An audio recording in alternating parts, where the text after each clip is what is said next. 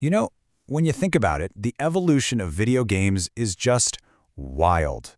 We've gone from simple glowing lines on a screen to, well, entire universes in our pockets. It's been an explosive 40 years. So let's jump right in and see how on earth we got here. Just look at this. On one side, you've got 1983's Tron Light Cycles for DOS. Super simple, right? Iconic, for sure, but really powered by your own imagination. And then, bam, fast forward to today, and you've got X Astris on an iPhone. A full-blown, gorgeous RPG right in your hand.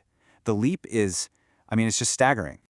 So, that's the big question we're tackling. How did we get from there to here so incredibly fast? It feels like it happened overnight, but it was really a journey. Let's break it down and look at 4 key eras that got us here. Okay, Era 1. This is where it all starts. The time of chunky pixels and, honestly, some really bold pioneers. This is when the foundations of gaming as we know it were being built, one floppy disk and one game cartridge at a time.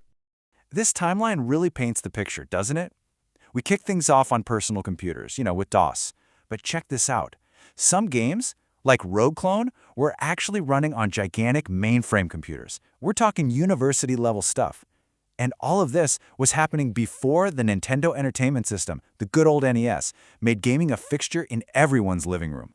So how did you even get these games? There were no app stores, no Steam. For a game like Rogue Clone, you had what was called a Usenet release. Now get this, that means the actual source code for the game was posted on these old-school, text-only internet forums. You had to download it and basically build the game yourself. It was a completely different universe. And these were the very first battlegrounds for our attention. You had the massive shared power of mainframes, the personal computer revolution with DOS, the console takeover with the NES, and hey, don't forget gaming on the go with the Game Boy. Even back then, the seeds for all this variety were being planted.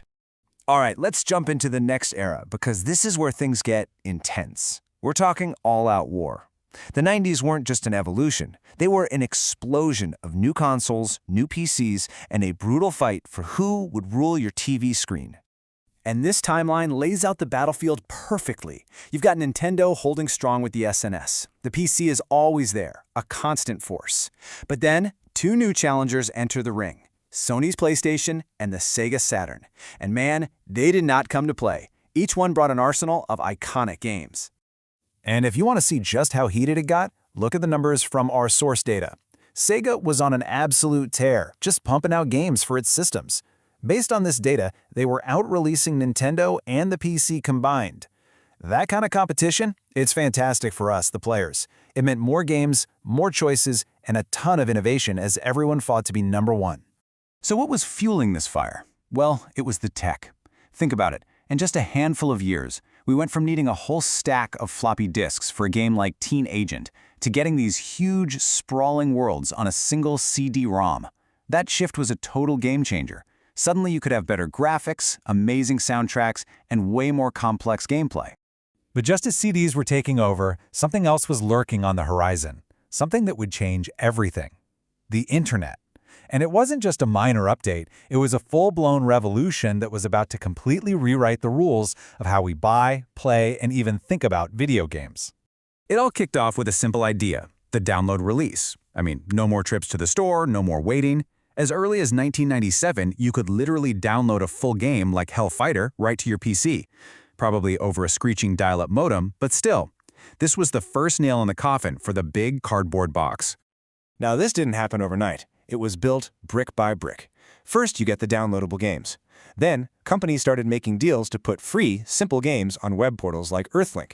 And finally, you get communities and websites like GameStats popping up to make sense of it all. Just like that, the online gaming ecosystem we know today started to take shape. And this right here shows you the huge cultural shift that was happening. Suddenly, gaming wasn't just this expensive $50 hobby. It was becoming this casual thing you could do for free, right in your web browser, on a site like Newgrounds. This opened the floodgates to a whole new world of players. So the internet freed games from the store shelf, but a new piece of tech was about to free them from your desk and your TV. Yep, we're talking about the iPhone. When it showed up in 2009 with games like Watchmen, it was a crystal clear sign of what was coming next.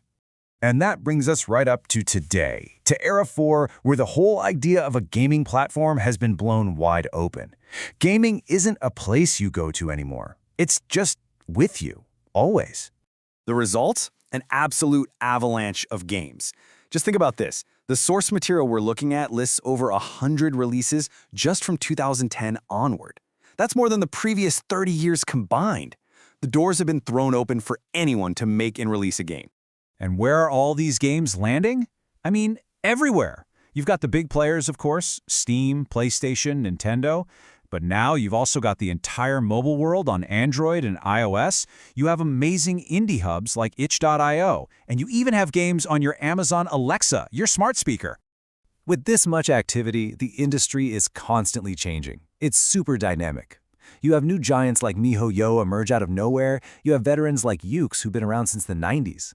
But at the same time, you see others, like Capcom's European branch or the acclaimed indie studio Die Gute Fabrik, have to shut down.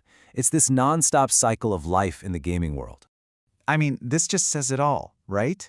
Try to imagine telling someone back in 1983, playing on their DOS computer, that one day they'd be playing a game just by talking to a little speaker in their kitchen. They'd have thought you were insane. But here we are. Gaming is on every screen. And sometimes, it doesn't even need a screen. So, wow, after that whirlwind tour through 40 years of innovation, console wars, and internet revolutions, what's the big takeaway? When you boil it down, the journey of the video game has had 4 major stops. First, it was born in the lab, on mainframes and early PCs. Then, it conquered the living room, with consoles battling for the TV. After that, the web came along and completely transformed how we get and play games. And finally, it landed in our pockets, becoming a part of our everyday lives. And this train is not stopping. Not even close. We can already see what's coming in 2025 with huge new games on the horizon. That same engine of creativity and innovation that took us all the way from Tron is still firing on all cylinders. So that leaves us with one last, really interesting question to think about. We went from one screen in a computer lab to literally billions of screens in our pockets. So I'll ask you, what's the next screen for gaming?